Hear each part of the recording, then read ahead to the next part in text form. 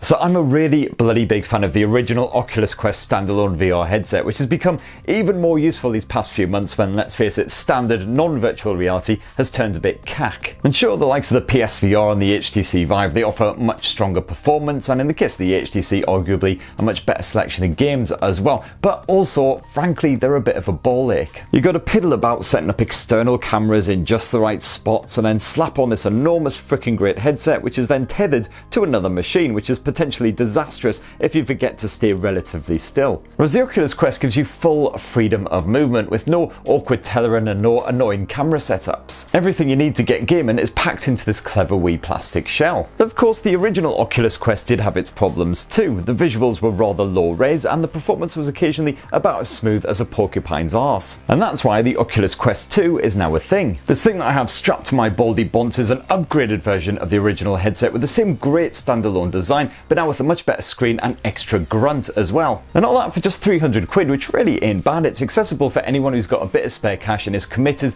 to plunging face first into virtual reality. Now, I've been testing the Oculus Quest 2 for about a week now, and I gotta say I am in love. So here's my full in-depth review and how it compares to the original Oculus Quest as well. And for more on the latest and greatest tech, please do subscribe and ding that notifications bell. Cheers! Now first up, what you actually get packed away inside the Oculus Quest 2 box is very straightforward. You basically get the headset itself, you got two controllers with removable AA batteries already stuffed inside, and you've also got the charging stuff that you need to get the headset powered up. Once your headset's all charged and good to go, thankfully the setup is nice and straightforward. All you got to do is sign in with your Facebook account, which is of course obligatory now because Oculus is owned by Facebook. Once you're all signed in, you just need to set your playing boundaries. Basically all you need to do is take one of the controllers and draw a circumference around yourself just to mark out any walls and other obstacles, and then you will get a warning if you stray a bit too close to that boundary. And that's it, basically job done, and then you're free to browse the online Oculus Store and start downloading apps and games to play about with. In terms of the actual design of the Oculus Quest 2, it hasn't changed up a huge amount from the original Oculus Quest, but it has been refined in a couple of key areas. The Oculus Quest 2's controls are basically the same as the original Quest. You've got your power button on the side complete with the power LED,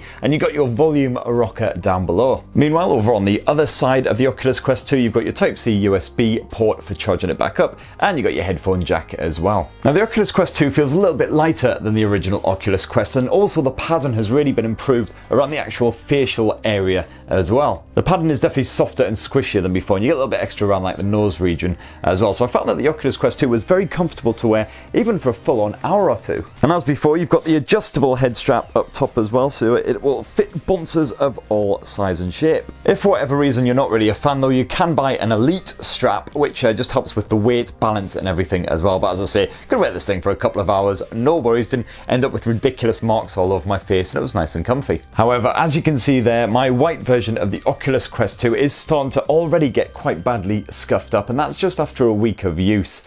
So yeah, that's not great. Now, when it comes to the actual library of supported games, the good news is that the Oculus Quest 2 unsurprisingly uses the exact same online store as the original Oculus Quest. So when the first headset came out, there wasn't really many titles available for it all. It was quite a threadbare selection, shall we say, but the Quest 2 has already got a pretty stacked supply of adventure games, racing games, all kinds of stuff. It doesn't really matter what you're into, if you prefer more thoughtful puzzle-style affairs, or if frankly you just want to brain a load of robots or aliens or things that you don't like the look of. All tastes are definitely well and truly catered for, and there's a strong selection of titles in pretty much every genre now. And if you're completely new to Oculus Quest, you don't know what to spend your cash on, no worries, I've got you covered. I've done full reviews of some of my favourite Oculus Quest games that you can download right now, so go check out those for a bit of inspiration. Oh, and this review model is the base £300 version of the Oculus Quest 2, so that comes with 64GB of storage, which frankly is plenty of space for lots of apps and games. Each game tends to be around sort of the 1 to 2GB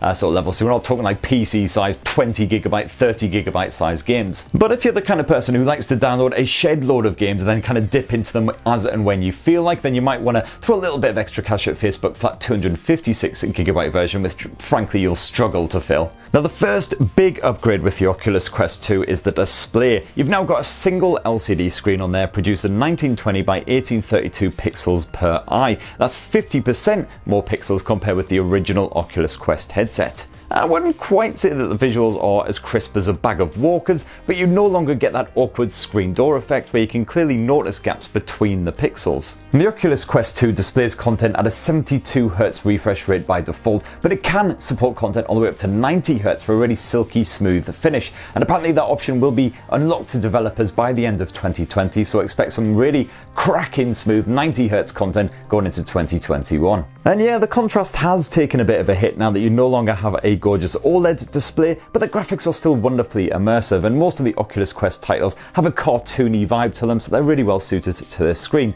I also really enjoyed watching 360-degree content on the likes of YouTube as well. It is super immersive. When it comes to the audio, well, the Oculus Quest 2 once again has built-in speakers, just like the original Oculus Quest. You can just notice them there built on the inside of the band. And let me tell you, they are friggin' loud as hell. They've definitely increased in volume over the original Oculus Quest. I used to have that thing pumped up to the maximum level the whole time. These ones I generally have about sort of 50% level, and that is plenty loud. And it's good quality audio as well. Music sounds good, the sound effects and everything really, again, immersive. I've used that word far too much, but it really is immersive. Explosions and gunfire going on all around you is absolutely pant-wettingly terrifying. So yeah, great little stereo speaker setup, but unfortunately, of course, the one drawback is that if there's other people in the room with you, they'll quite clearly hear that audio as well, in which case you'll definitely want to plug in a pair of headphones. As for the hand and controller tracking, well, that comes courtesy of the 4 cameras built into the outside of the headset. And I found that the tracking worked really well in the original Oculus Quest headset, although occasionally it did get a little bit baffled.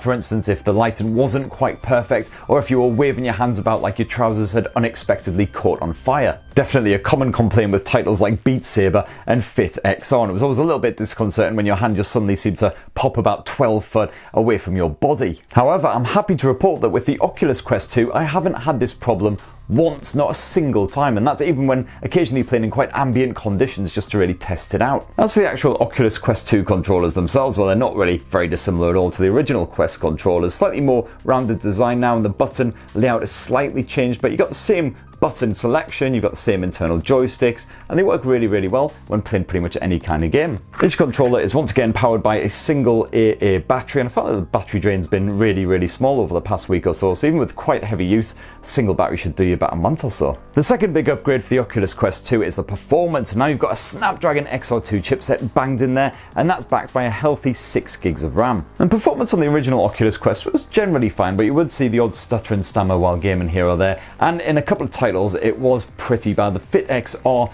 game, for instance, if you were playing the Extreme Pack on that, well, it was basically unplayable. It was just a stuttery, stammery mess. With reaction-based games, that's not a good thing. And thankfully, the Oculus Quest 2 solves all of that. Those Fit XR Extreme Packs played pretty much like a dream. There was still the occasional tiny little stutter and stammer, but certainly nothing that would actually ruin the experience. As for the battery life, well, I tend to get around 2.5 hours of use from a full charge of the headset, which is about as long as you'd want to play anything before you start to go a bit cross-eyed. You can get a battery accessory for the Oculus Quest 2 which will extend the longevity if you want, but that's really only going to be necessary if you're proper hardcore or you're going to be passing the headset around a group. So that right there is what I think of the Oculus Quest 2 after using it for around a week, and I've got to say, it takes everything that I love from the original Oculus Quest and it just improves on those few areas that weren't quite 100%. So if you have any interest in diving into the wonderful world of virtual reality to escape crap normal reality, then definitely £300 is worth every penny. So that's what I think of the Oculus Quest 2, but what do you think? And if you've been using the original Oculus Quest, it'd be great to hear